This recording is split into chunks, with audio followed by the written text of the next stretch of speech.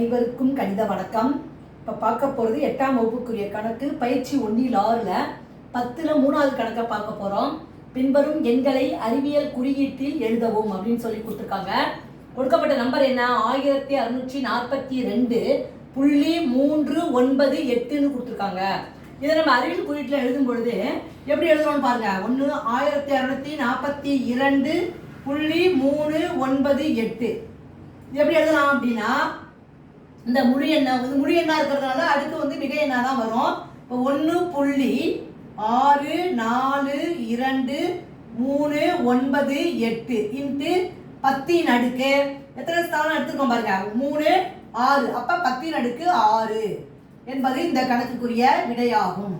மொத்தம் 1க்கு அப்புறம் எத்தனை நம்பர் இருக்குன்னு பாருங்க. அந்த எண்ணிக்கையை தான் அடுக்காக மிகை எண்ணாக போட்டிருக்கிறோம். ஆன்சர் 1.642.398 இன்ட்டு 10 அடுக்கு 6. புரிஞ்சுங்களா?